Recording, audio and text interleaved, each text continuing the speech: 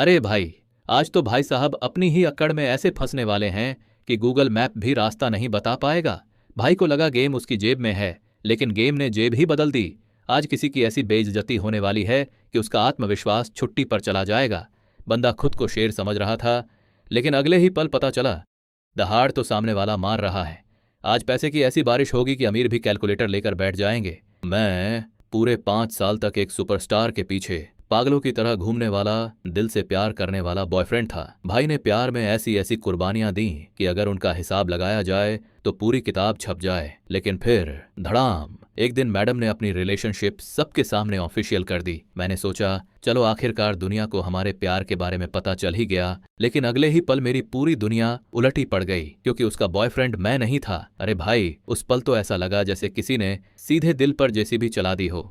जिस लड़की के लिए 5 साल तक अपनी जिंदगी दांव पर लगा दी, उसने किसी और का हाथ पकड़ लिया। भाई को लगा था कि गेम उसके कंट्रोल में है, लेकिन गेम ने ही उसे कंट्रोल कर लिया। बस फिर क्या था, मैंने भी फैसला कर लिया, अब बहुत हो गया, अब मैं वापस घर जा रहा हूँ। सिर्फ एक ही दिन में मैं अपने घर लौट आया, जहाँ मेरा इंतजार कर रही थी $1 ट्रिलियन की विरासत। जी हाँ भाई, कोई आम आशिक नहीं निकला, और ऊपर से मेरे दादाजी की आखिरी इच्छा भी थी कि मैं अपनी खूबसूरत बर्फ जैसी ठंडी मिजाज वाली मंगेतर से शादी करूं, जिसके साथ बचपन से मेरा शादी का रिश्ता तय था। लेकिन किस्मत भी बड़ी फिल्मी चीज है। नीलामी ऑक्शन के दौरान मेरी मुलाकात फिर से मेरी एक्स गर्लफ्रेंड से हो गई, और उसके साथ था उसका नया बॉयफ्रेंड। जनाब अपनी गर्लफ्रेंड के लिए गिफ्ट खरीदने आए थे, वो भी ऐसा गिफ्ट जिसे देखकर पूरे हॉल की आंखें चमक उठें। तभी ऑक्शनियर ने घोषणा की, आज की आखिरी और सबसे खास वस्तु, एक ऐसी कलाकृति जिसे बेहद नाजुक और शानदार तरीके से बनाया गया है। आज यहाँ मौजूद लगभग 80% मेहमान सिर्फ इसी चीज के लिए आए हैं। वो था top tier royal jadeite necklace, जिसमें प्राकृतिक पन्ना, एमराल्ड, रूबी और हीरे का शानदार मेल था। उसका नाम था मैरी एल्सा। कहा जाता है कि इसके मालिक की मौत के बाद ये नेकलेस पूरी तरह गायब हो गया था, और अब 200 साल बाद पहली बार दुनिया के सामने वापस आया था। इतना सुनते ही दर्शकों के बीच से एक घमंडी आवाज गूंजी, ये वाला मैं लूंगा। ये आवाज थी यान शियाओ की। भाई साहब के चेहरे पर ऐसा कॉन्फिडेंस था जैसे ऑक्शन नहीं, उनके घर की किराने की दुकान चल रही हो। दरअसल उसकी गर्लफ्रेंड लियू रोयान का जन्मदिन आने वाला था, और ये वही नेकलेस था जिसकी इच्छा वो कई बार मीडिया के सामने जता चुकी थी। उसने तो साफ कहा था, इस साल मुझे सबसे ज्यादा अगर कोई गिफ्ट चाहिए तो वही है मैरी एल्सा नेकलेस। अब जरा लड़के का बैकग्राउंड भी सुन लो। उसका नाम था यान शियाओ, और वो था यूनान के सबसे अमीर आदमी यूनो का बेटा। पूरे शहर में हर कोई जानता था यूनो अपने बेटे पर जान छिड़कता है, इसलिए सबको पहले से ही पता था ये ऑक्शन सिर्फ दिखावा है। असल मकसद था पूरी दुनिया को दिखाना कि यान शियाओ की हैसियत क्या है। इस शहर में जिस चीज पर उसका दिल आ जाए वो चीज आखिरकार उसी की होती है। भाई साहब खुद को ऐसा समझते थे जैसे दुनिया का रिमोट कंट्रोल उनकी जेब में रखा हो। ऑक्शनियर भी ये बात अच्छी तरह समझता था, इसलिए उसने ज्यादा लंबा भाषण नहीं दिया। सीधे बोला, शुरुआती कीमत 8 लाख युआन। अब आप अपनी बोली लगाइए। यान शियाओ बिना एक सेकंड गंवाए बोला, 10 लाख। पूरा हॉल कुछ सेकंड के लिए बिल्कुल शांत हो गया। फिर किसी ने बोली लगाई, 12 लाख। दूसरा बोला 20 लाख। तीसरा 30 लाख। फिर 50 लाख। धीरे धीरे बाकी लोग पीछे हटने लगे, क्योंकि सब समझ चुके थे यान शियाओ किसी भी हालत में ये नेकलेस लेकर ही जाएगा। उसके लिए 50 लाख, 1 करोड़ सब पॉकेट मनी जैसा था। आखिरकार बोली पहुंच गई, 95 लाख युआन। अब पूरा हॉल फिर से शांत हो गया। असल कीमत के मुकाबले ये रकम अभी भी कम थी, लेकिन कोई भी यून परिवार से टक्कर नहीं लेना चाहता था। सबने सोचा, भाई रहने दो, बेवजह मुसीबत मोल लेने से अच्छा है, थोड़ा सम्मान दे दो। यान शियाओ के चेहरे पर जीत वाली मुस्कान फैल गई। ऑक्शनियर बोला, 95 लाख पहली बार, 95 लाख दूसरी बार। तभी मैंने आराम से अपना पैडल उठाया और बोला, 1 करोड़। पूरा हॉल सन्न। अरे भाई, ये क्या तमाशा हो गया। यान शियाओ का चेहरा तुरंत सख्त हो गया। उसने धीरे धीरे मेरी तरफ देखा। उसे अचानक याद आ गया कि थोड़ी देर पहले लियू रोयान ने मेरी तरफ जिस तरह देखा था, उसी पल उसके अंदर जलन की आग और तेज हो गई। आज की रात वो खुद को इस महफिल का हीरो समझकर आया था, लेकिन अचानक कहानी में नया खिलाड़ी एंट्री मार चुका था। उसने मन ही मन सोचा, ये लड़का आखिर आया कहाँ से है? क्या इसे पता नहीं मैं कौन हूँ? लगता है आज इसे तहजीब सिखानी पड़ेगी। उसने तुरंत कहा, 1 करोड़ 10 लाख। मैंने बिना पलक झपकाए जवाब दिया, 1 करोड़ 20 लाख। वो फिर बोला, 1 करोड़ 30 लाख। मैंने फिर पैडल उठा दिया, 1 करोड़ 40 लाख। अरे भाई, मैं जिस आराम से पैडल उठा रहा था, उसे देखकर ऐसा लग रहा था जैसे पैसे नहीं, शादी में फूल बरसा रहा हूँ। यान शियाओ कुछ पल के लिए रुक गया, फिर उसने मुझे घूरना शुरू किया। मैंने भी पूरी शांति से उसकी आंखों में आंखें डाल दी। यून परिवार पिछले 100 साल से इस शहर पर राज कर रहा था। उनकी दौलत का कोई हिसाब नहीं था। परिवार का मुखिया यूनो फोर्ब्स की सूची में ऊंचे स्थान पर बैठा था। यही वजह थी कि उसका बेटा सिर्फ गर्लफ्रेंड का जन्मदिन मनाने के लिए एक नेकलेस पर करोड़ों युआन उड़ाने चला आया था। लेकिन अगर उसे लगा कि वो मुझसे पैसों की टक्कर ले सकता है तो भाई साहब बहुत बड़ी गलतफहमी में थे। तभी यान शियाओ दांत पीसते हुए बोला, ओए दोस्त, पक्का तेरे पास इतने पैसे हैं? मैंने बिल्कुल शांत आवाज में कहा, सुना है यून परिवार की दौलत की कोई गहराई नहीं है, आज मैं भी देखना चाहता हूँ आखिर वो गहराई कितनी है। मेरे इतना कहते ही सिर्फ यान शियाओ ही नहीं, पूरा हॉल एक साथ हैरानी से सांस रोककर मुझे देखने लगा। आखिर यून परिवार की हैसियत इस शहर में मजाक नहीं थी, लेकिन किसने सोचा था कि इतना कम उम्र का एक लड़का सबके सामने खुलेआम यून परिवार को चुनौती दे देगा। और यहीं से असली बवाल शुरू होने वाला था। पूरा हॉल दंग रह गया। सबके मन में बस एक ही सवाल घूम रहा था, ये लड़का अभी क्या बोल गया? यून परिवार की औकात नापना चाहता है? अरे भाई, ये तो सीधा शेर की माद में घुसकर उसे दहाड़ने का चैलेंज दे रहा था। लोग आपस में फुसफुसाने लगे, लगता है इसे अपनी जान बिल्कुल प्यारी नहीं है, इसे तो पता ही नहीं कि ये किससे पंगा ले रहा है। उधर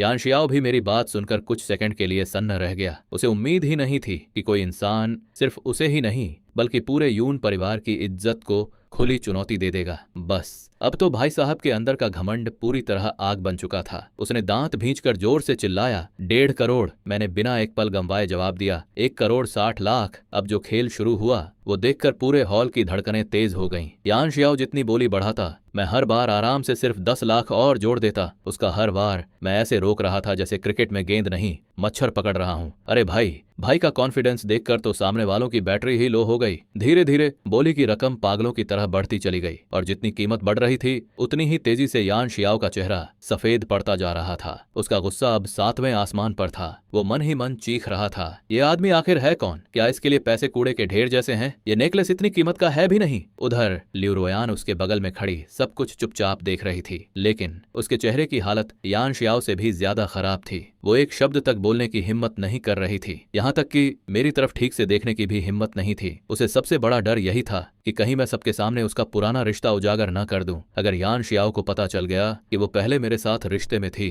तो जिस लड़की के लिए आज करोड़ों लुटा रहा है उसी को अगले मिनट बाहर का रास्ता दिखा देगा। लियू रोयान यान शियाओ का स्वभाव अच्छी तरह जानती थी। अभी वो उस पर प्यार लुटा रहा था, लेकिन उसका गुस्सा उससे भी बड़ा था। इधर यान शियाओ अब पूरी तरह अपना आपा खो चुका था। बचपन से लेकर आज तक किसी की इतनी हिम्मत नहीं हुई थी कि उसके सामने इस तरह खड़ा हो जाए। उसने लगभग गरजते हुए कहा, 5 करोड़। बस ये सुनते ही पूरा ऑक्शन हॉल शोर से भर गया। क्या 5 करोड़? इतना महंगा? हर तरफ हैरानी ही हैरानी। आखिर ये नेकलेस चाहे जितना भी कीमती हो, लेकिन इसकी कीमत 5 करोड़ युआन बिल्कुल नहीं थी। यान शियाओ ने घमंड से मेरी तरफ देखा, होठों पर तिरछी मुस्कान थी। वो बोला, क्या हुआ, डर गए? अब बोली बढ़ाओ ना। 51 मिलियन? इतने पैसे हैं भी या सिर्फ मुंह ही चलता है? चल, मुझे भी देखना है तेरी असली औकात क्या है। मैंने हल्की सी मुस्कान दी और आराम से बोला, 10 करोड़। पूरा हॉल एकदम खामोश, ऐसी खामोशी कि अगर कोई सुई भी गिर जाती तो उसकी आवाज साफ सुनाई देती। यहाँ तक कि ऑक्शन होस्ट भी कुछ सेकंड के लिए पत्थर बन गया। उसे यकीन ही नहीं हुआ कि उसने सही सुना है।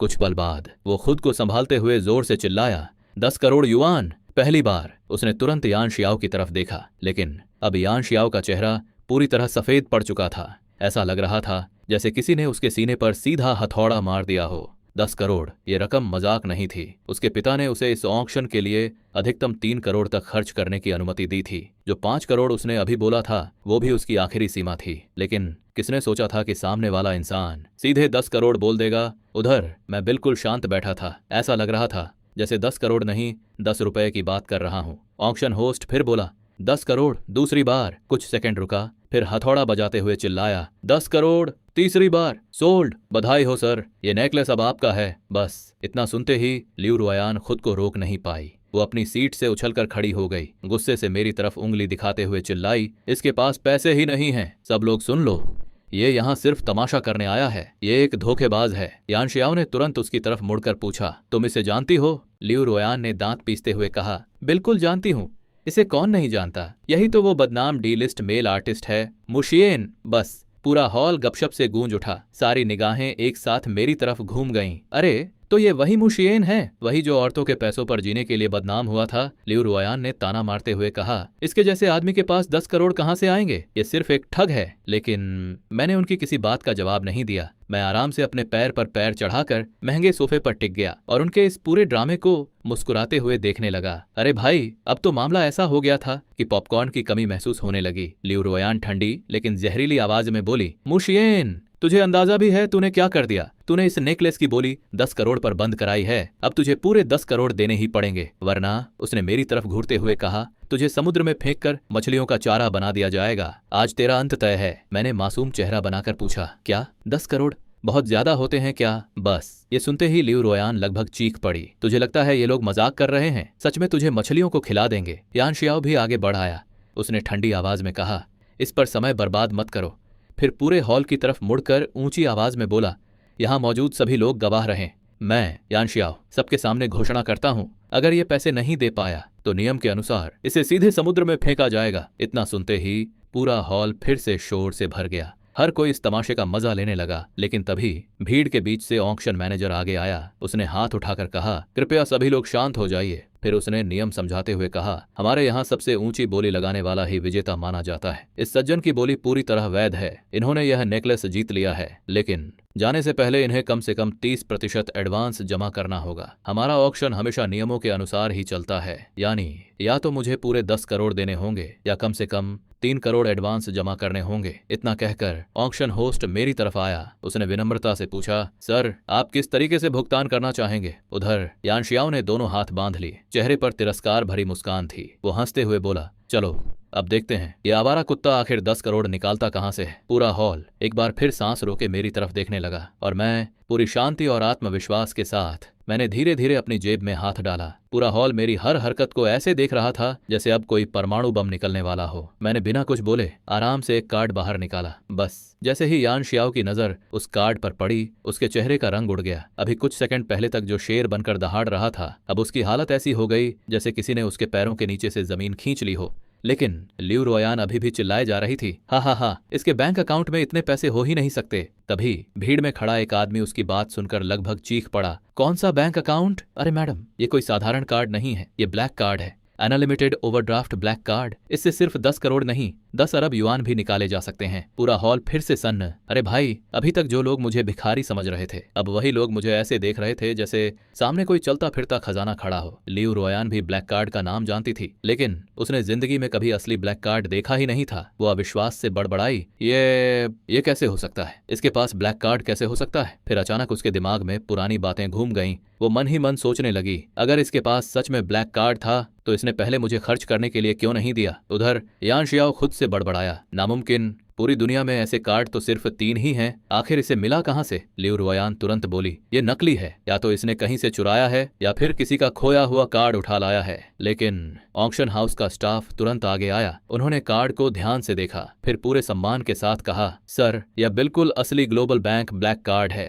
बस इतना सुनते ही पूरा हॉल हिल गया। जिस आदमी को अभी तक सब फर्जी समझ रहे थे, वो सच में 10 करोड़ युआन देने की क्षमता रखता था। अरे भाई, अब तो सामने वालों की बोलती ही बंद हो गई। जो लोग अभी तक हंस रहे थे, अब वही लोग सिर झुकाकर खड़े थे। स्टाफ तुरंत सम्मान से बोला, सर, कृपया हमारे साथ पीछे आइए। मैंने बिल्कुल आराम से कहा, पासवर्ड डालने की जरूरत नहीं, सीधा स्वाइप कर दीजिए। स्टाफ ने दोनों हाथों से ब्लैक कार्ड ऐसे पकड़ा जैसे कोई मंदिर से भगवान की मूर्ति उठा रहा हो। उनके चेहरे पर साफ डर और सम्मान दिखाई दे रहा था। कुछ ही देर बाद ऑक्शन हाउस का मालिक खुद भागता हुआ मेरे पास आया। अभी तक जो लोग मुझे शक की नजर से देख रहे थे, अब उनका मालिक मेरे सामने लगभग झुक चुका था। उसके चेहरे पर बड़ी विनम्र मुस्कान थी। वो बोला, सर, क्या मैं जान सकता हूँ कि आप किस बड़े परिवार के युवा मालिक हैं? मैंने शांत स्वर में पलटकर पूछा, अगर मैं किसी बड़े परिवार से न होता तो क्या मुझे यहाँ बोली लगाने की अनुमति नहीं होती? मालिक तुरंत घबरा गया। उसने जल्दी जल्दी कहा, नहीं सर, आप गलत समझ रहे हैं। दरअसल ये नेकलेस बहुत कीमती है। हम इसकी सुरक्षा के लिए स्पेशल सिक्योरिटी टीम के साथ इसे आपकी हवेली तक पहुंचाने वाले थे। आखिर इसकी कीमत पूरे 10 करोड़ युआन है। हम आपको सबसे बेहतरीन सेवा देना चाहते हैं। मैंने बिल्कुल बेपरवाही से कंधे उचकाए,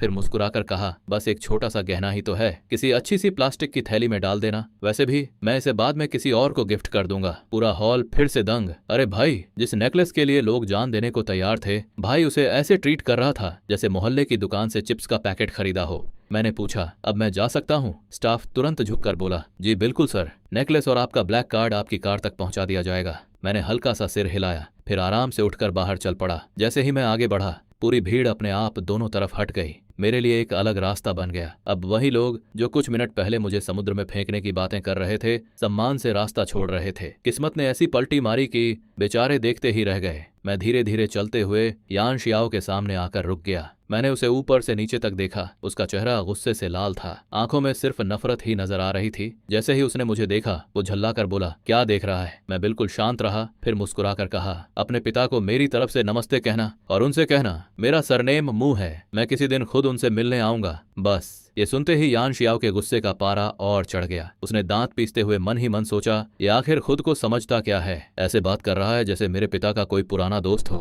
कह रहा है मेरा सरनेम मू है, लेकिन अगले ही पल उसका पूरा शरीर अचानक कांप उठा, मानो उसे कोई पुरानी बात याद आ गई हो। उसने घबराकर मेरी तरफ दोबारा ध्यान से देखने की कोशिश की और यहीं से असली खेल शुरू होने वाला था। जब तक यान शियाओ दोबारा ध्यान से मेरा चेहरा देखने की कोशिश करता, तब तक मैं उस विशाल दरवाजे के पीछे गायब हो चुका था। पूरा हॉल अभी भी उसी सदमे में डूबा हुआ था। उधर लियू रोयान हैरानी से यान शियाओ की तरफ देखने लगी। वह उलझन भरे स्वर में बोली, मुंह, इस नाम में ऐसा क्या खास है? वह तेजी से अपनी याददाश्त खंगालने लगी। अरे भाई, उसने तो चांगजिंग क्या पूरे देश के बड़े बड़े परिवारों के नाम सुन रखे थे, लेकिन उसे कभी किसी मशहूर आमू परिवार के बारे में सुनने को नहीं मिला था। पर यान शियाओ की हालत बिल्कुल अलग थी। उसका चेहरा हरा पड़ चुका था, माथे पर पसीना था, आंखों में बेचैनी साफ दिखाई दे रही थी। लियू रोयान जो कुछ भी बोल रही थी वो उसके कानों तक पहुंच ही नहीं रहा था। उसके होंठ बस लगातार एक ही नाम दोहरा रहे थे, मुशियेन, मुशियेन, वो मुशियेन है।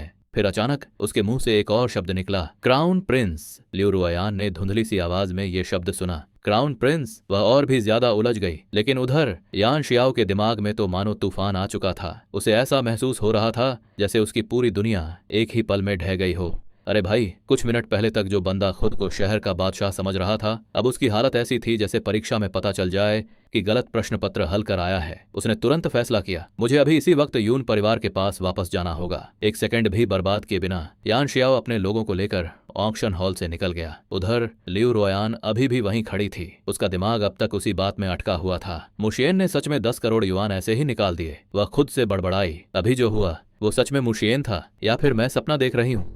लेकिन चाहे उसे यकीन हो या नहीं, सच्चाई बदलने वाली नहीं थी। कुछ पल बाद वह भी घबराई हुई यान शियाओ के पीछे पीछे चली गई। उसी समय मेरा फोन अचानक वाइब्रेट हुआ। मैंने स्क्रीन देखी। एक ब्रेकिंग न्यूज सामने चमक रही थी। लियू रोयान ने अमीर युवा उत्तराधिकारी यान शियाओ के साथ अपने रिश्ते को सार्वजनिक किया। अरे भाई, पूरा इंटरनेट इसी खबर से भरा पड़ा था। हर अखबार, हर मनोरंजन वेबसाइट, हर सोशल मीडिया प्लेटफॉर्म बस इसी खबर की बात कर रहा था। यहाँ तक कि इस कीवर्ड को टॉप सर्च रिजल्ट में रखने के लिए भारी रकम भी खर्च की गई थी और उसकी लोकप्रियता लगातार बढ़ती जा रही थी। मेरे पास करने को कुछ खास नहीं था, तो मैंने भी खबर खोलकर देख ली। स्क्रीन खुलते ही बधाइयों की बाढ़ दिखाई दी। हर तरफ लोग लिख रहे थे, क्या खूबसूरत जोड़ी है, भगवान इन दोनों को खुश रखे, सच्चा प्यार जीत गया। लियू रोयान की सार्वजनिक छवि हमेशा से मासूम और पवित्र लड़की की बनाई गई थी। एक छोटी, नाजुक, शालीन और प्यारी सी लड़की। उसके फैन लाखों में थे और उससे भी बड़ी बात, उसकी पीआर टीम बहुत चालाक थी। मनोरंजन जगत की लगभग हर वेबसाइट उसकी तारीफों के पुल बांध रही थी। सोशल मीडिया पर उसका समर्थन भी बहुत ऊंचा था। जहां तक यान शियाओ की बात थी, वह फिल्म इंडस्ट्री का हिस्सा नहीं था, लेकिन यून परिवार का इस उद्योग में काफी प्रभाव था। इसलिए वह अक्सर बड़े आयोजनों में विशेष अतिथि के रूप में दिखाई देता था। उच्च वर्ग के लोगों के बीच उसका नाम पहले से काफी मशहूर था। लेकिन इतनी सारी तारीफों के बीच एक पोस्ट ऐसी थी जो बाकी सबसे बिल्कुल अलग दिख रही थी। वो पोस्ट थी शाह छिंग्यू की। उसने सिर्फ एक लाइन लिखी थी, क्या हरामखोरों की जोड़ी है, बस सिर्फ एक लाइन। लेकिन पूरे इंटरनेट में वही सबसे ज्यादा चुभ रही थी, क्योंकि जहां हर कोई मिठाइयां बांट रहा था, वहां उसने सीधा जूता फेंक दिया था। अरे भाई, ये तो ऐसे हुआ जैसे शादी में सब लोग नाच रहे हों और कोई अचानक डीजे का प्लग निकाल दे। शाह छिंग्यू आगे कुछ नहीं लिखी, लेकिन मैं समझ गया था। पिछले 3 सालों में मैंने लियू रोयान के लिए जो भी त्याग किए थे, उन सब की गवाह वही थी। उसने सब कुछ अपनी आंखों से देखा था। वो जानती थी कि सच्चाई क्या है, इसीलिए चाहे वो कितनी भी गुस्से में क्यों ना हो, वो उस झूठी प्रेम कहानी को बर्दाश्त नहीं कर पा रही थी। लेकिन सच्चाई की आवाज कभी कभी बहुत कमजोर पड़ जाती है। उस समय भी यही हुआ। इतनी बड़ी खबर के सामने शाह छिंग्यू की कुछ पंक्तियां कोई खास हलचल नहीं मचा सकीं, लेकिन लियू रोयान के फैंस ने उसे छोड़ने का नाम नहीं लिया। उन लोगों ने उस पर ऐसा ऑनलाइन हमला किया कि उसकी जिंदगी नरक बन गई। दिन रात गालियां, ताने, धमकियां, अपमान, आखिरकार उसे सोशल मीडिया छोड़ना पड़ा। वह पहले ही मनोरंजन जगत की एक बेहद छोटी कलाकार थी, इतनी छोटी कि इंडस्ट्री में लोग उसका नाम तक नहीं जानते थे। उसके पास एक भी परफॉर्मेंस कॉन्ट्रैक्ट नहीं था, कोई बड़ा काम नहीं था, कोई सहारा नहीं था, और फिर वह चुपचाप मनोरंजन जगत से गायब हो गई, जैसे कभी वहां थी ही नहीं। मैंने फोन की स्क्रीन को घूरते हुए अपनी मुट्ठियां कस लीं। दिल के अंदर अचानक एक विचार चमका, शा छिंग्यू।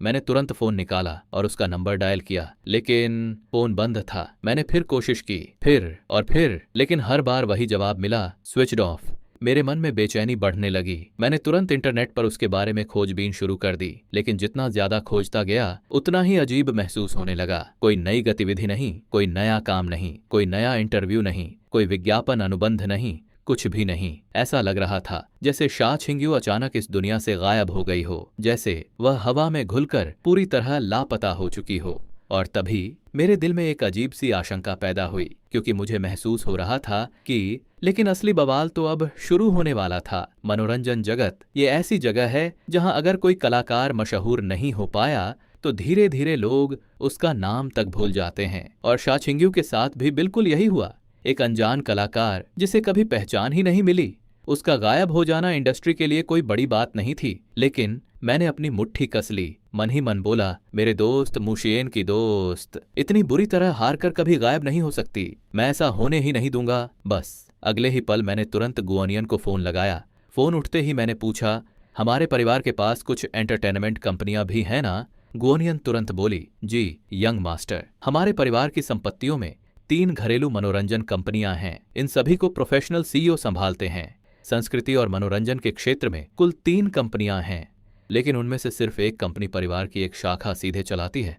हालांकि वह कुछ पल रुकी, फिर बोली, उस कंपनी की हालत बहुत खराब है, वह लगभग दिवालिया होने की कगार पर है। मैंने पूछा, नाम? गुओनियन बोली, शिंगुई एंटरटेनमेंट। ये इंडस्ट्री की एक पुरानी कंपनी है, मुख्य रूप से फिल्मों में निवेश करती है। मैंने फिर पूछा, क्या उनके पास अपने कलाकार भी हैं? वह बोली, नहीं, उनके पास आर्टिस्ट मैनेजमेंट डिवीजन ही नहीं है। मैंने बिना सोचे जवाब दिया, ठीक है, यही कंपनी चुनो, सारे कागज तैयार करो और इसका पूरा ऑपरेशनल कंट्रोल मेरे नाम ट्रांसफर कर दो। फोन के दूसरी तरफ कुछ सेकंड की चुप्पी छा गई। गुओनियन शायद मेरी बात सुनकर हैरान रह गई थी। फिर उसने धीरे से पूछा, क्या यंग मास्टर सचमुच खुद कंपनी संभालना चाहते हैं? क्या मैं मालिक को बता दूं? वो आपके साथ कंपनी चलाने के लिए कुछ लोगों को भेज देंगे। मैं जोर से हंस पड़ा, क्या मैं तुम्हें इतना महत्वाकांक्षी वारिस लगता हूं? फिर मुस्कुराकर बोला, मैं ये कंपनी बिजनेस करने के लिए नहीं ले रहा, मैं इसे सिर्फ एक लड़की का सहारा बनने के लिए इस्तेमाल करूंगा। मैं उसे दुनिया की सबसे खुश लड़की बनाना चाहता हूं। उधर गुओनियन पूरी तरह चुप हो गई। अरे भाई, लगता है उसने भी मन ही मन सोचा होगा, इतनी बड़ी दौलत और साहब को प्यार सूझ रहा है। लेकिन उसने कुछ नहीं कहा, सिर्फ धीरे से बोली, जी यंग मास्टर, जैसा आपका आदेश।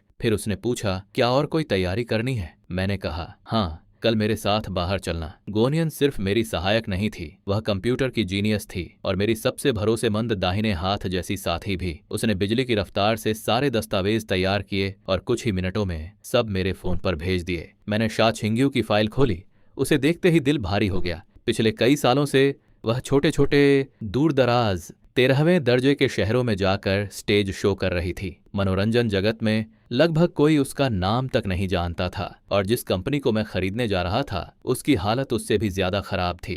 कई सालों से लगातार घाटा, मुनाफा नाम की कोई चीज नहीं, कंपनी बस किसी तरह सांस ले रही थी। अरे भाई, घर लौटते ही मैंने पहला काम क्या किया, एक लगभग दिवालिया कंपनी खरीद ली और एक अनजान अभिनेत्री को सुपरस्टार बनाने की तैयारी शुरू कर दी। अगर कोई बाहर वाला ये सुन ले तो बोलेगा, भाई को बिजनेस नहीं, रिस्क लेने का नशा है। कुछ देर बाद मैं एक पुराने अपार्टमेंट के दरवाजे के सामने खड़ा था। दरवाजा अंदर से कसकर बंद था। मैंने कई बार दस्तक दी, थक थक थक, लेकिन अंदर से कोई जवाब नहीं आया। इतनी देर में सामने वाले फ्लैट की एक बुजुर्ग पड़ोसन झांक कर बाहर आई। उन्होंने मुझे देखते ही कहा, बेटा, अंदर वाला तो शायद मर चुका है। मैं थोड़ा चौंक गया। मैंने पूछा, माँ जी, ऐसा क्यों कह रही हैं? बुजुर्ग महिला बोली, 6 महीने से उस घर से कोई बाहर नहीं निकला, कमरे से बहुत भयानक बदबू आती है। हमने पुलिस को भी बुलाया था, लेकिन पुलिस ने ठीक से देखने की भी जहमत नहीं उठाई। फिर उन्होंने लंबी सांस लेते हुए कहा, अगर अंदर जाना है तो मकान मालिक को ढूंढना पड़ेगा, लेकिन वो कहीं बाहर रहता है, उसे कोई फर्क नहीं पड़ता।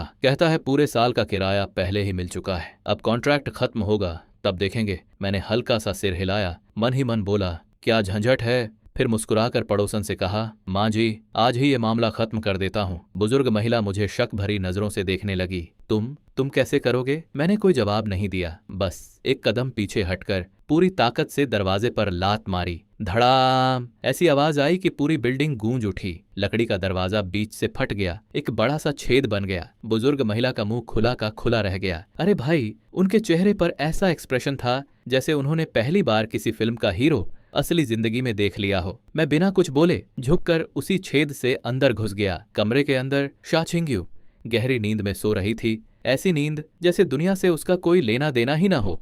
मैं उसके पास गया और हल्के से उसके गाल को दबाया। वह धीरे धीरे आंखें खोलने लगी। मुझे सामने देखकर उसका चेहरा पूरी तरह उलझ गया। वह धीमी आवाज में बोली, शिएन, तुम यहाँ कैसे?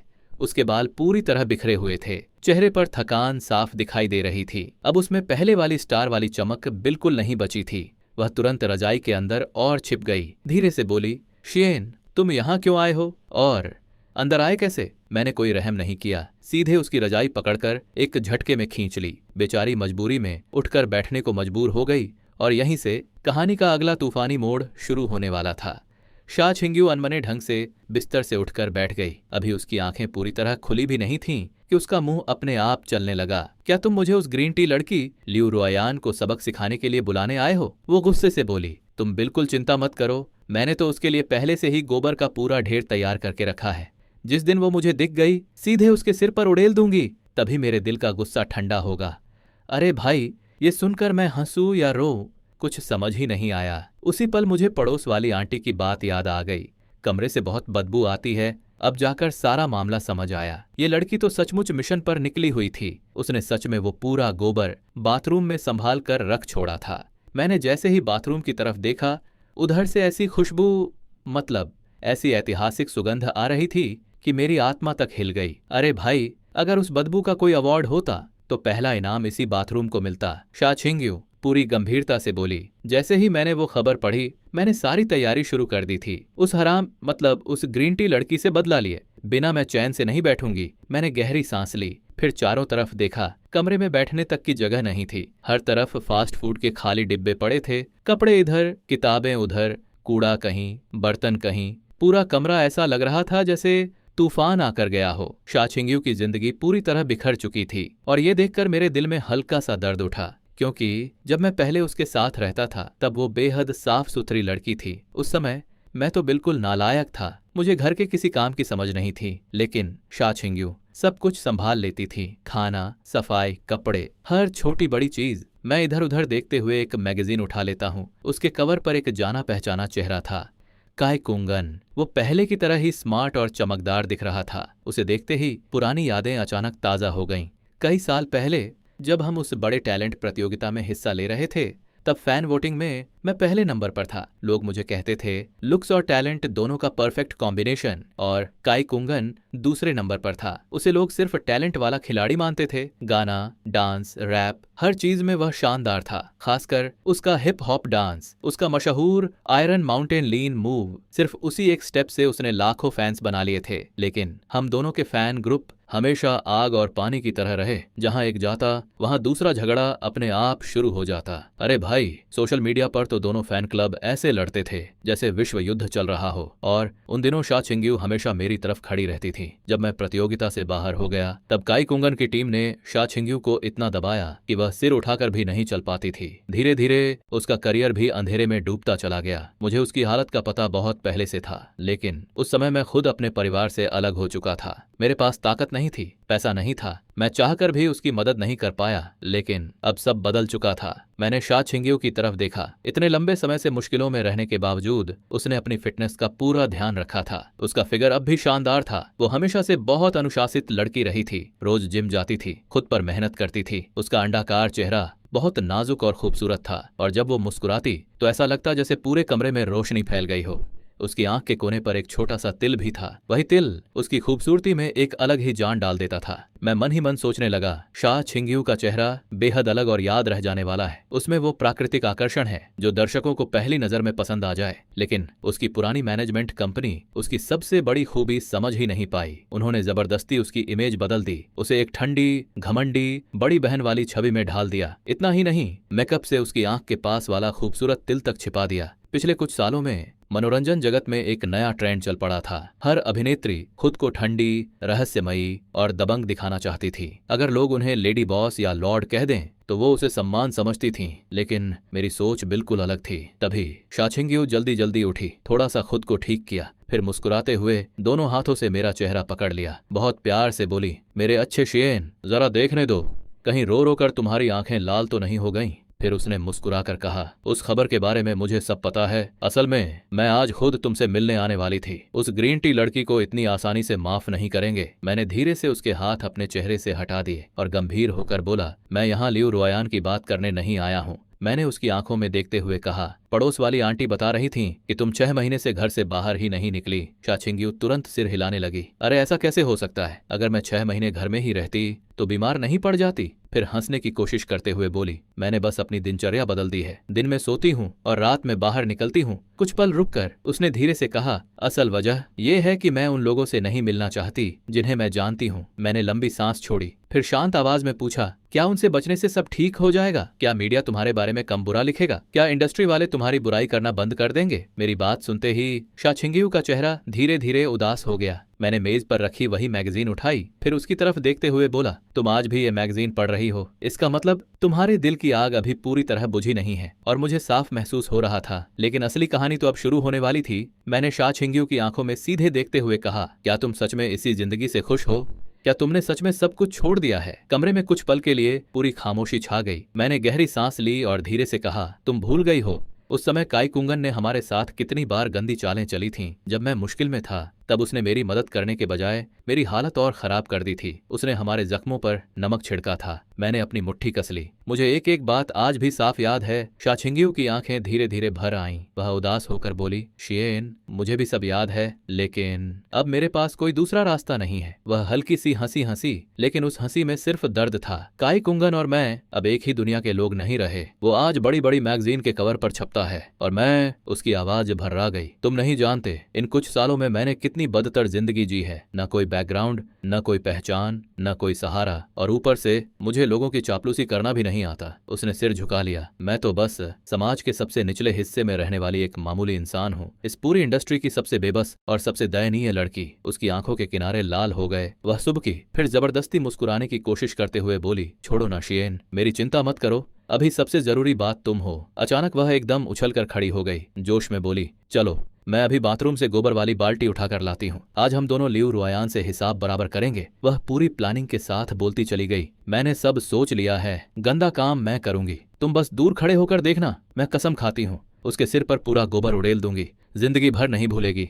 अरे भाई, इतनी बड़ी कॉर्पोरेट फैमिली का वारिस सामने बैठा है और मैडम का मिशन अब भी ऑपरेशन गोबर अटैक ही चल रहा है। मेरे होंठ हल्के से फड़क गए। मैंने हंसी रोकते हुए कहा, वो इसके लायक भी नहीं है। पहले जाओ और वो गोबर बाहर फेंको। पूरा घर बदबू से भरा पड़ा है, तुम इसमें रहती कैसे हो?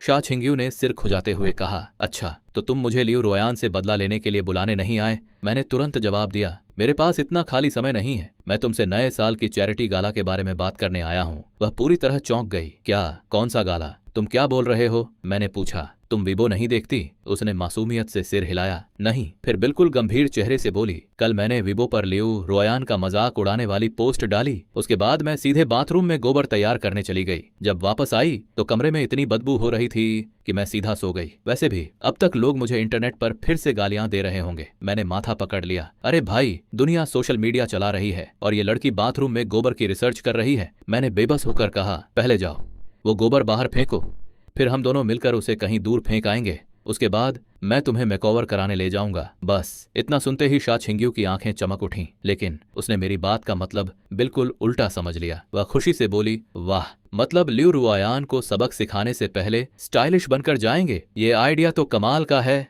मैं अपनी हंसी रोक ही नहीं पाया। मैं मुस्कुराते हुए बोला, पहले ये मैनेजमेंट कॉन्ट्रैक्ट साइन करो, क्योंकि आज से तुम मेरी आर्टिस्ट हो।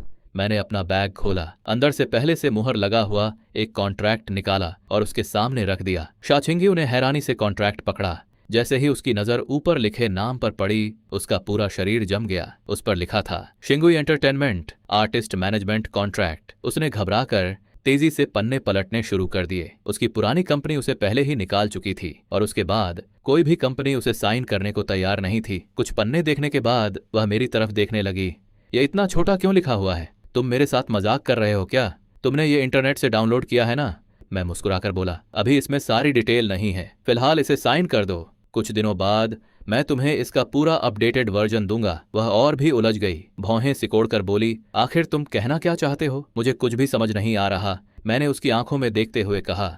हमने पहले ही वादा किया था ना, अगर हम दोनों में से कोई भी भविष्य में बड़ा इंसान बन गया तो दूसरे का हाथ जरूर पकड़ेगा। मैं हल्का सा मुस्कुराया। आज मैं वही वादा निभाने आया हूँ, बस। इतना सुनते ही शा छिंगेयू का मुंह इतना खुल गया कि उसमें पूरा अंडा आ जाए। वह हकलाते हुए बोली, मतलब तुम सच में बड़े आदमी बन गए? मैंने बड़ी सहज आवाज में कहा, ऐसा भी कुछ खास नहीं, बस घर गया था और परिवार की सारी दौलत विरासत में मिल गई। शिंगुई एंटरटेनमेंट मेरे परिवार की कंपनियों में से सिर्फ एक है। कुछ सेकंड तक कमरे में फिर से सन्नाटा छा गया। शा छिंगेयू मुझे सिर से पैर तक घूरती रही, फिर शक भरी आवाज में बोली, क्या विरासत? तुम मेरा मजाक उड़ा रहे हो क्या? मैंने शांत भाव से सिर हिलाया। नहीं, मैंने तुम्हें पहले कभी नहीं बताया, लेकिन मेरा परिवार वास्तव में बहुत अमीर है, इतना अमीर कि तुम्हारी कल्पना से भी कहीं ज्यादा। और ठीक उसी पल मुझे महसूस हुआ कि उसकी जिंदगी हमेशा के लिए बदलने वाली थी, लेकिन असली बवाल तो अभी शुरू होना बाकी था। मैंने मुस्कुराते हुए कहा, तुम जितना सोच सकती हो, मेरा परिवार उससे भी कई गुना ज्यादा अमीर है। हमारे इतने सारे बिजनेस हैं कि सच कहूं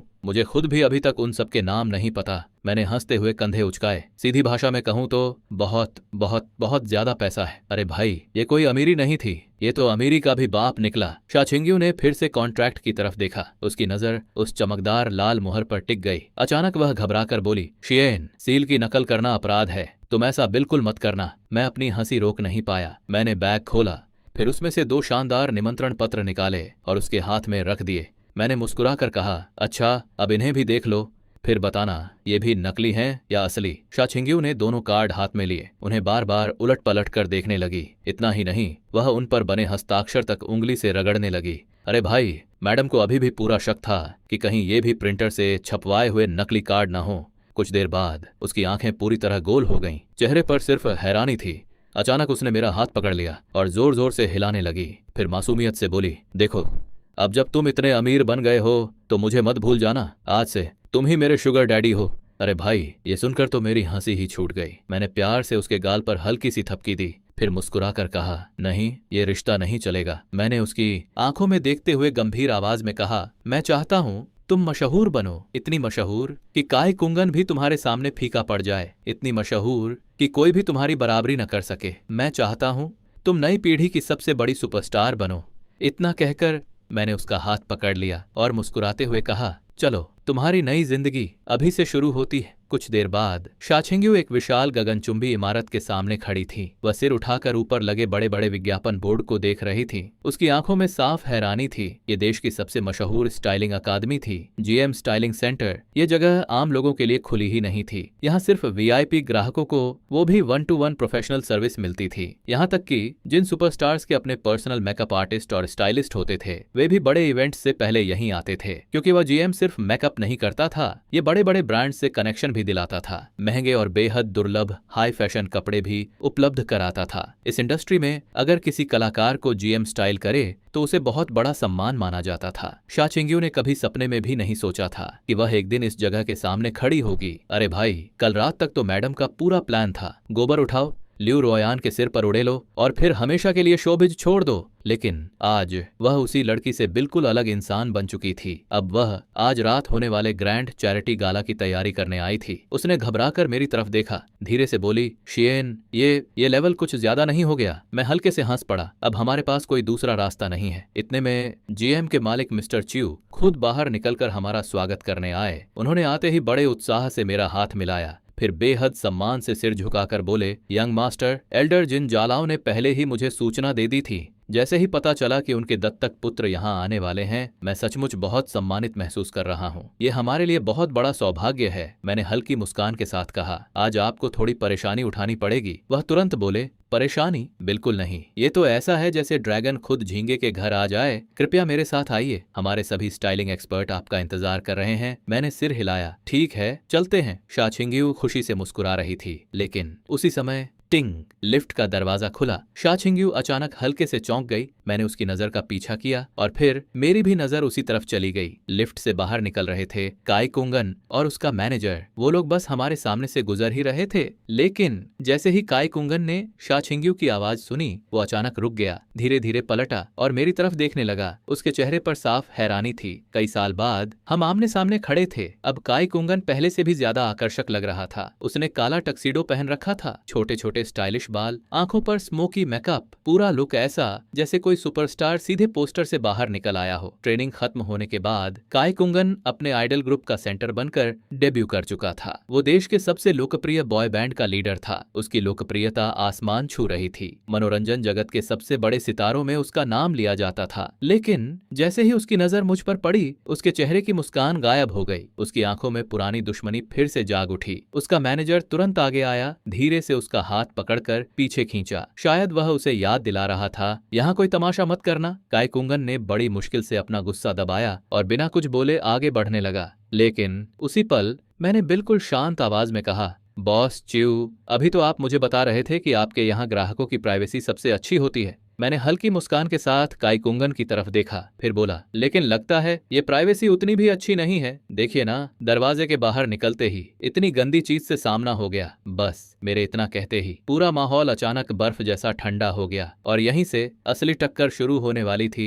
लिफ्ट से बाहर निकलते ही इतनी गंदी चीज से सामना कैसे हो गया? बस मेरे मुंह से ये शब्द निकलते ही जो काई कुंगन अब तक किसी तरह अपना गुस्सा दबाए हुए था, उसका पारा सीधे 7वें आसमान पर पहुंच गया। वो पलटा, तेज कदमों से मेरी तरफ बढ़ा और गुस्से में गरजते हुए बोला, अपनी जुबान संभाल, किसे गंदा बोल रहा है तू? शा छिंग्यू तुरंत घबरा गई। वो फौरन मेरे सामने आकर खड़ी हो गई और बोली, शियेन, संभल कर। काई कुंगन का गुस्सा बहुत खतरनाक है। उसे ताइक्वांडो की ट्रेनिंग भी मिली हुई है और अभी वो अपने करियर के सबसे ऊंचे मुकाम पर है। पूरे शोबिज का टॉप स्टार है। उससे भिड़ना आसान नहीं है। काई कुंगन ने शा छिंग्यू को देखा और होंठ टेढ़े करके तिरस्कार से हंस पड़ा। ओ, मैं सोच रहा था कौन है, निकली तो तुम। फिर उसने मेरी तरफ उंगली करते हुए कहा, असल गंदगी तो तुम हो, या फिर तुम दोनों मिलकर पूरे कूड़ेदान हो। वाह, दो नाकाम लोग एक ही जगह इकट्ठा हो गए और जोर से हंसने लगा। अरे भाई साहब का कॉन्फिडेंस तो छत फाड़ कर निकल रहा था, लेकिन उसे क्या पता था, जिसे वो चूहा समझ रहा है वो शेर निकलेगा। उसका मैनेजर तुरंत बोला, कुंगन बस करो,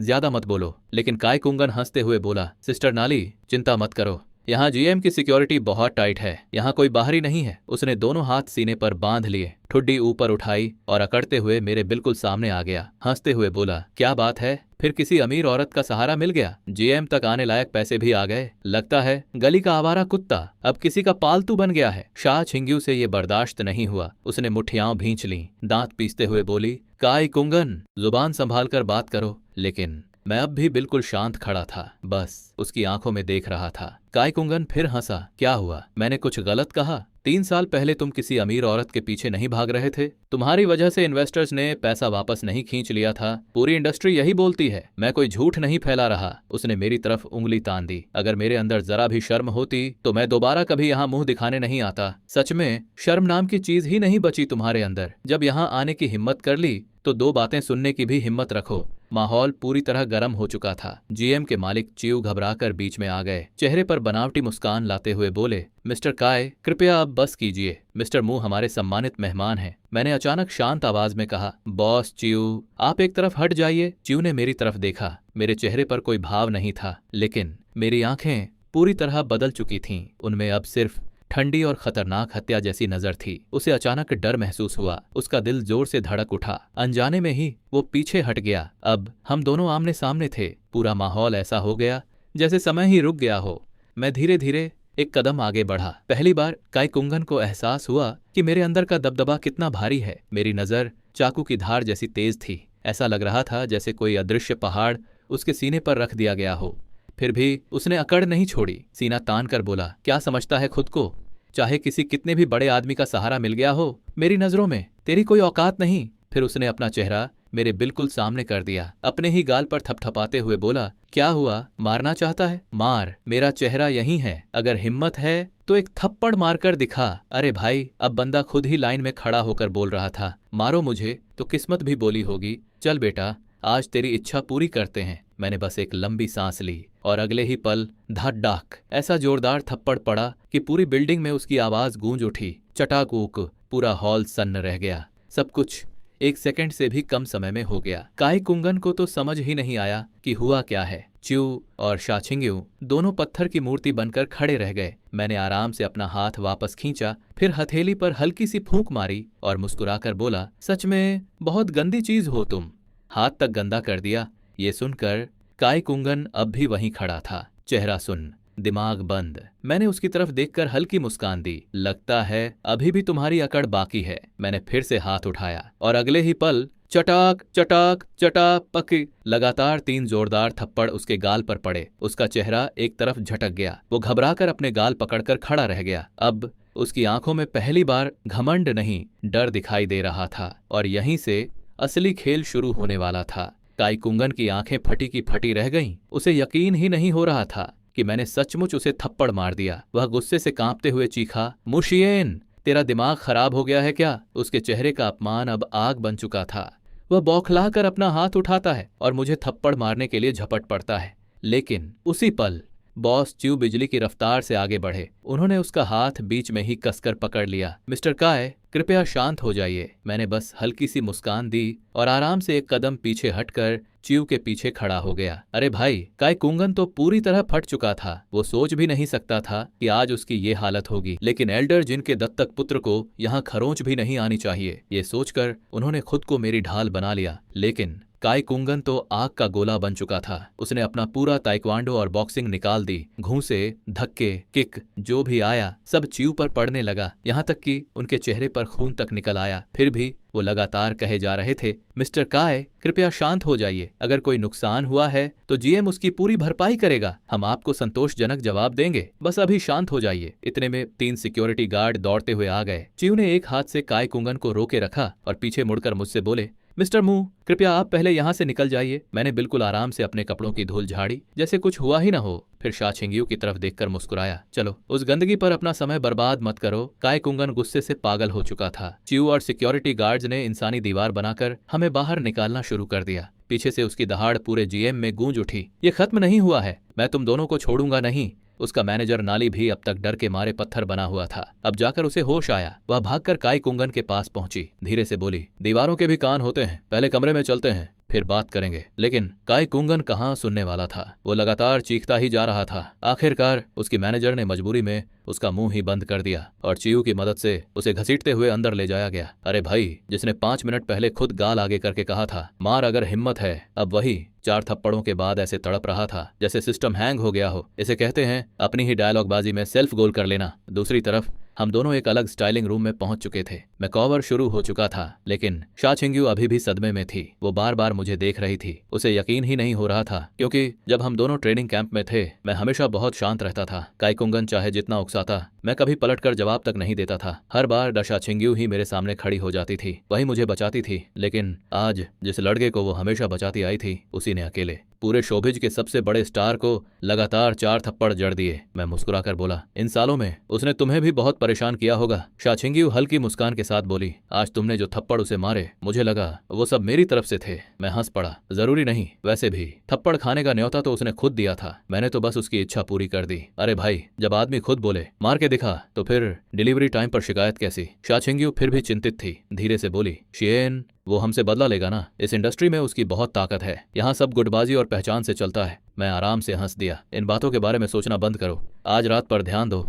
मैंने दोनों हाथों से उसका चेहरा ऊपर उठाया, ध्यान से उसे देखने लगा। कुछ पल बाद बोला, अपने चेहरे का ये आंसू वाला तिल, इसे कभी मत छुपाना। वो चौंक गई। क्यों? मैं मुस्कुराया, ये कोई कमी नहीं है, बल्कि यही तुम्हारी सबसे बड़ी पहचान है। पास खड़े स्टाइलिस्ट ने भी तुरंत हामी भरी। मैं पूरी तरह सहमत हूँ, अगर आप चाहें तो मैं मेकअप से इस तिल को और भी खूबसूरती से उभार सकता हूँ। आपका क्या विचार है? शाछिंग्यू कुछ पल के लिए चुप रह गई। बचपन से हर किसी ने उसे यही कहा था, आंसू वाला तिल अशुभ होता है, बहुत बदसूरत लगता है। लेकिन आज पहली बार किसी ने उसी तिल को उसकी सबसे बड़ी खूबसूरती कहाँ था? उसने मेरी आंखों में देखा, उसे वहां सिर्फ भरोसा दिखाई दिया। उसने धीरे से मुस्कुराकर कहा, ठीक है, मैं तुम्हारी बात मानूंगी। स्टाइलिस्ट ने तुरंत उसका चेहरा हल्का सा ऊपर उठाया और उस छोटे से तिल को और भी निखारने लगा। शा चिंग्यू अब भी थोड़ी चिंतित थी, धीरे से बोली, शियेन, क्या क्या वो लोग हमें भविष्य में यहाँ आने से मना कर देंगे? आखिर काई कुंगन वो अपनी बात पूरी भी नहीं कर पाई और तभी कहानी एक नए मोड़ की तरफ बढ़ने लगी। लेकिन असली धमाका अभी बाकी था, लेकिन असली बवाल तो अब शुरू होने वाला था। तभी बाहर से ची की आवाज आई, मिस्टर मू,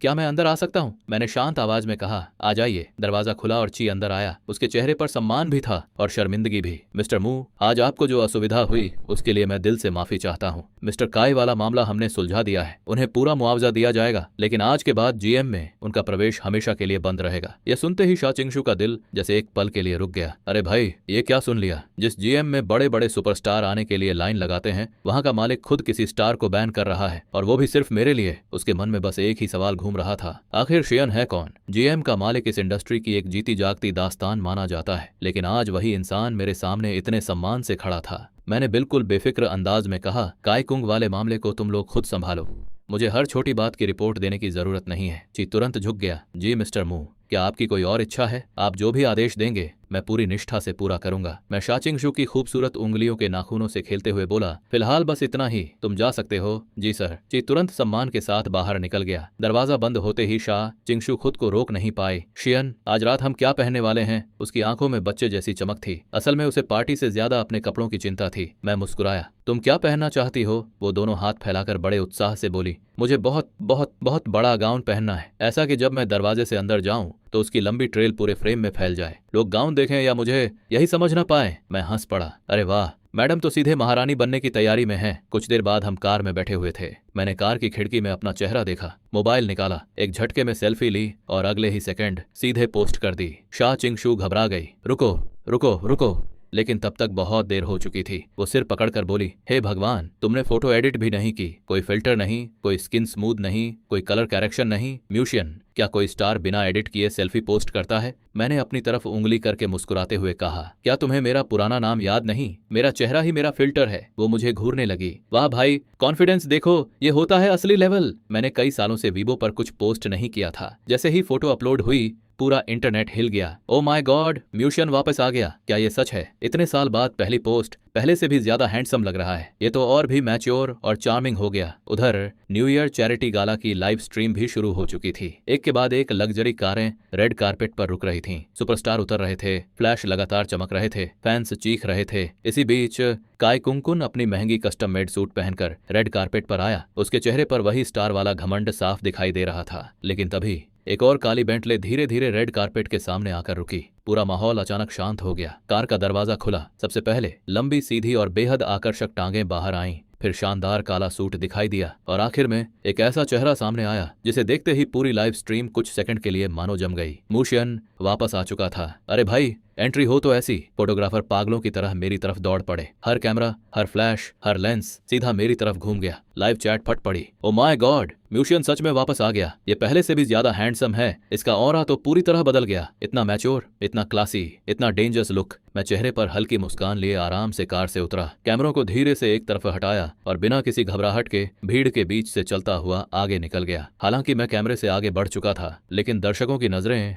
अब भी मुझे ही ढूंढ रही थीं। उधर काय कुंकुन का चेहरा देखने लायक था। भाई साहब की तो पूरी हवा निकल चुकी थी। उसी समय उसके मैनेजर मैरी का मैसेज आया, शांत रहो, आज रात का असली मकसद मत भूलो। काय ने गहरी सांस ली, जबरदस्ती चेहरे पर नकली मुस्कान चिपकाई और भीड़ में अपने असली निशाने को तलाशने लगा। डायरेक्टर जो, लेकिन असली खेल तो अब शुरू होने वाला था। काय कुंगकुन ने अपने हाथ में वाइन का गिलास उठाया और पूरे आत्मविश्वास के साथ डायरेक्टर जो शू की तरफ बढ़ने लगा। बस अब डायरेक्टर से मिल लिया तो आज की रात मेरी। लेकिन अगले ही पल धड़ाम, उसके सामने कोई आकर खड़ा हो गया और वो कोई और नहीं, मैं था। अरे भाई, बेचारे का चेहरा ऐसा हो गया जैसे शादी में प्लेट लेकर पहुंचा हो और पता चले खाना खत्म। मैं आराम से डायरेक्टर जो शू के सामने पहुंचा। हम दोनों ने मुस्कुराकर हाथ मिलाया। उधर काय कुंकुन पीछे धकेल दिया गया। उसका चेहरा देखकर लग रहा था कि अगर गुस्से से बिजली बनती तो पूरा हॉल रोशन हो जाता। डायरेक्टर जो शू मुस्कुराए, वेलकम मिस्टर मू, क्या आप फिर से एंटरटेनमेंट इंडस्ट्री में वापसी करने वाले हैं? मैं हल्का सा मुस्कुराया। वापसी नहीं, बस एक नई शुरुआत समझ लीजिए। मैंने अपनी जेब से बिजनेस कार्ड निकाला